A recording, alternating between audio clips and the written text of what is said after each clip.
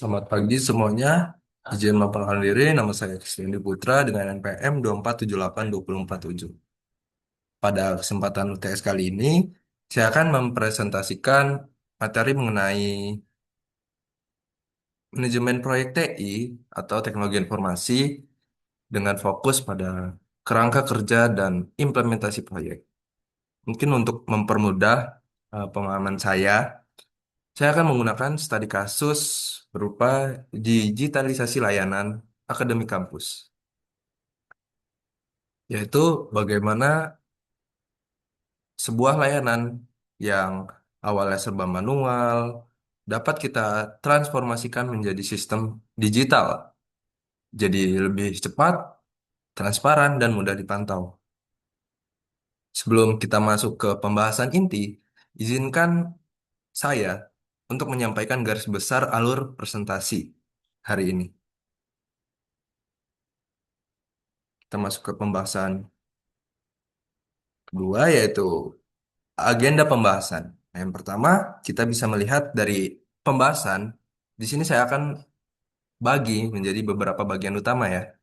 Yang pertama, kita bisa lihat, kita akan mereview konsep dasar proyek TI beserta kerangka PMBOK 7, edisi ke-7.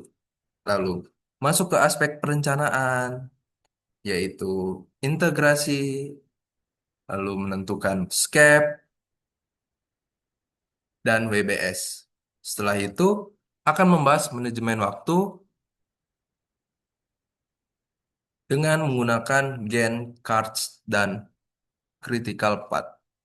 Dan terakhir, saya akan menutup ya dengan analisis resiko dan tools pendukung, serta kesimpulan. Oke, mungkin itu. Nah, di sini kita akan mulai bagian pertama untuk memahami studi kasus ini. Kita perlu menyamakan persepsi tentang apa sebenarnya sih karakteristik dari sebuah proyek TI gitu. Mungkin bisa kita selanjutnya. Nah, sini di bagian yang ketiga ini, proyek TI memiliki keunikan tersendiri ternyata. Yang pertama itu, proyek TI itu bersifat sementara. Ada titik mulai dan titik selesai yang jelas. Misalnya, proyek pembuatan aplikasi kampus. Nah, ini dimulai dari analisis yang kebutuhan dan selesai ketika sistem resmi diluncurkan. Lalu, kedua, proyek TI menghadapi tingkat ketidakpastian yang tinggi karena teknologi dan kebutuhan user bisa berubah dengan cepat. Ya. Lalu, ini yang paling penting, setiap proyek sangat terikat pada yang namanya triple constraint, yaitu keseimbangan antara scope, yaitu ruang lingkup, time, waktu, dan cost, itu biaya. Nah, jika fiturnya ditambah, otomatis waktu dan biayanya harus disesuaikan dong. Ya, lalu mengingat kompleksitas tersebut, nah di sini kita butuh sebuah standar pengelolaan. Nah, ya kan? Disinilah PMBOK 7 hadir dengan membawa sebuah perubahan paradigma yang sangat penting.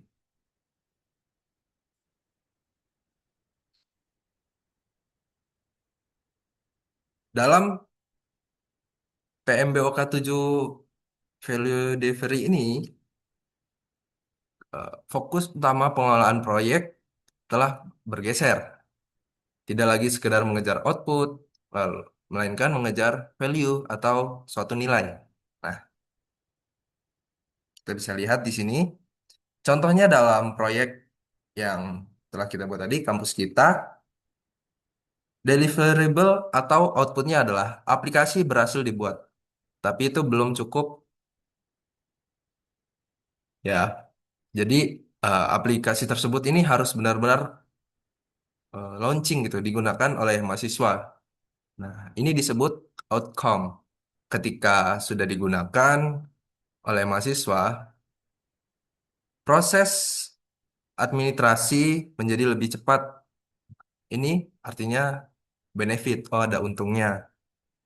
Puncaknya ketika seluruh stakeholder merasa puas dan efisiensi, efisiensi, kampus benar-benar meningkat. Barulah di situ proyek dikatakan berhasil menciptakan value atau suatu nilai. Oh, ternyata dengan adanya contohnya LMS eh, mempermudah pengumpulan tugas. Tuh, tidak dengan buku lagi, melainkan tinggal di foto gitu contohnya. Lalu, bagaimana sih cara project manager memastikan value ini tercapai? Gimana tuh? Dari BEM BOK versi ketujuh memberikan panduannya melalui 8 domain kinerja. Nah, di sini kita bisa lihat kedelapan domain ini adalah era fokus yang harus dikelola, mulai dari stakeholder, tim, development, lalu approach, planning, project work, delivery, measurement, hingga yang terakhir tuh ada uncertainty atau ketidakpastian. Nah, khusus untuk studi kasus kita hari ini, kita fokus analisis akan lebih banyak eh, menitik beratkan pada domain, ya, pada domain yaitu planning, project work, delivery, measure, dan uncertainty. Nah, sekarang mari kita bedah lebih lanjut atau lebih dalam kasus utama kita ini. Di sini kita lihat ada status digitalisasi kampus. Kita lihat dari masalah di lapangan saat ini.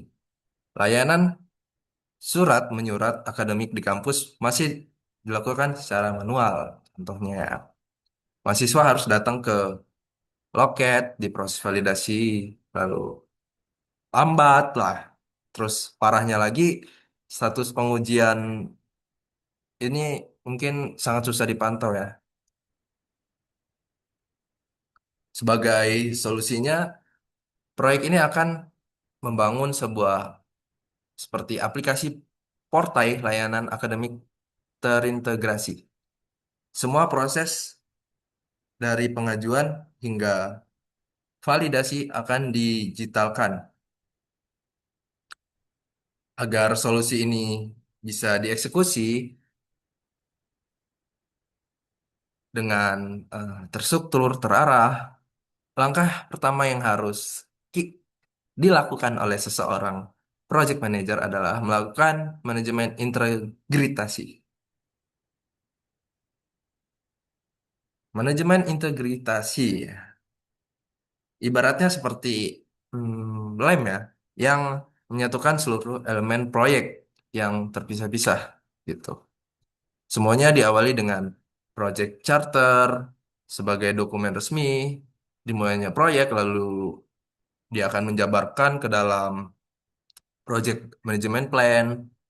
Nah, di phase ini, project manager tuh bertindak sebagai konduktor,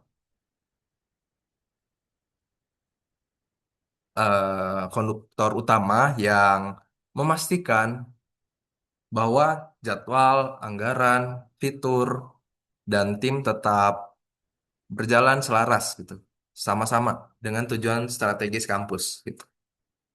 Namun, di sini kita tahu bahwa dalam perjalanannya mungkin pihak kampus ya ti- tiba-tiba meminta tambahan nih, tambahan fitur lah. Nah, disinilah kita butuh yang namanya change control gitu.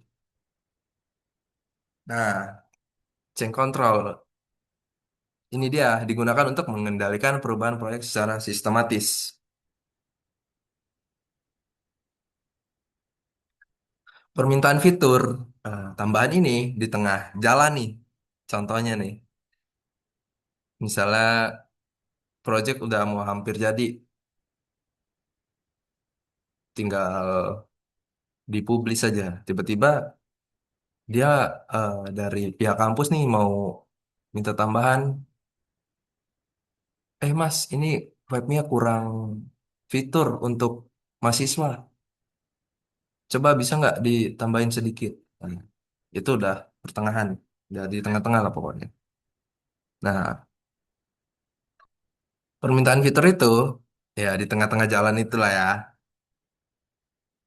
adalah hal yang lumrah atau hal yang tidak bisa kita ketahui lah ya. Ya, ini sangat berbahaya sebenarnya. Jika tidak dikendalikan, ini bisa menyebabkan scope creep, yaitu pekerjaan yang terus membengkak tanpa henti gitu. Oleh karena itu, perubahan harus diajukan secara formal. Project manager akan menganalisis dulu nih. Jika fitur ini ditambah, apa dampaknya terhadap waktu dan biaya?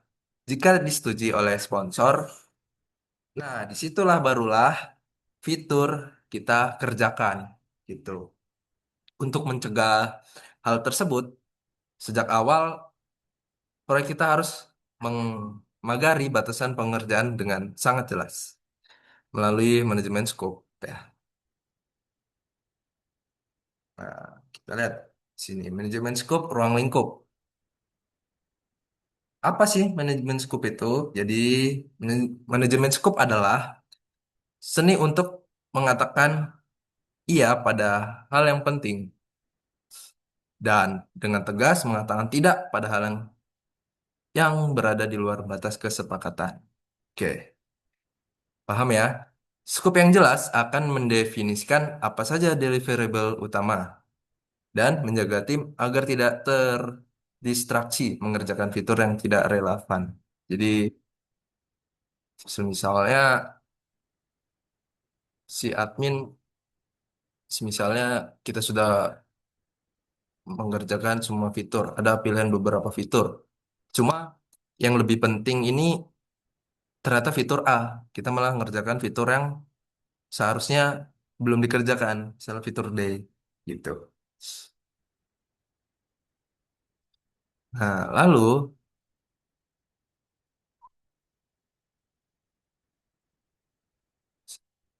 setelah pembahasan yang tidak terdistraksi tadi, yang mengerjakan fitur yang tidak relevan. Nah, berikut adalah rincian batasan untuk aplikasi layanan akademik kita. Nah, di sini kita lihat ada analysis in scope and out of scope.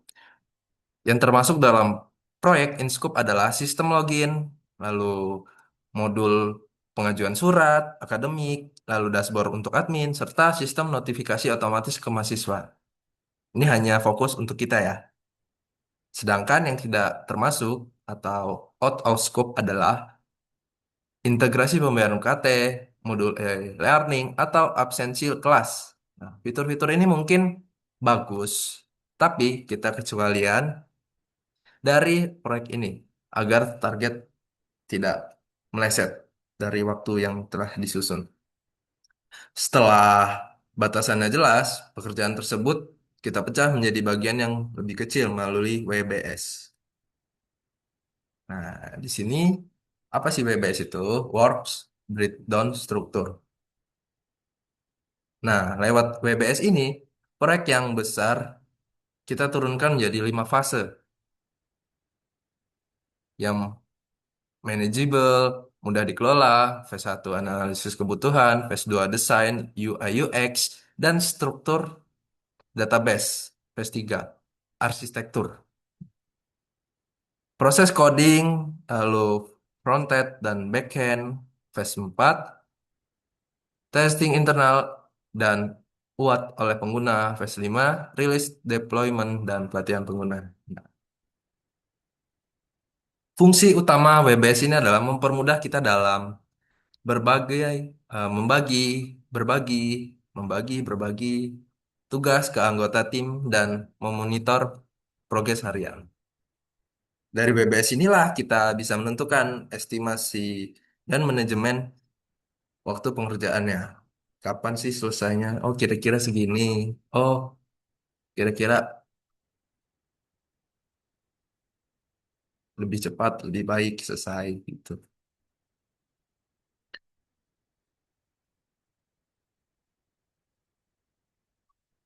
Lalu kita masuk ke dalam manajemen waktu, kita harus melihat dependensi atau ketergantungan antar tugas. Kita tidak mungkin melakukan coding, bukan coding jika desain UI UX-nya belum disetujui. Bener nggak? Contohnya, kita belum disuruh mengerjakan A, tapi kita udah mengerjakan si A. Kita belum disuruh mengerjakan si B. Tanpa disetujui A, ya kita sudah mengerjakan yang B. Gitu. Lalu, logika ketergantungan ini ditambah dengan estimasi durasi. Nah, pada akhirnya akan membentuk jadwal atau schedule ya untuk proyek portal kampus ini. Kita mematok target penyelesaian yang cukup main agresif lah, yaitu 7 minggu. Bagaimana rincian jadwal 7 minggu tersebut? Mari kita lihat ya pada visualisasi gen ini. Nah, di sini kita bisa lihat sendiri timeline yang berjalan berurutan minggu pertama dide didedikasikan penuh untuk analisis, minggu kedua untuk didesain, lalu minggu ketiga dan keempat adalah beban puncak yaitu proses development masuk minggu kelima. Kita melakukan integrasi sistem, lalu minggu keenam digunakan untuk testing dan minggu terakhir kita bisa lihat di sini ditutup dengan proses deployment.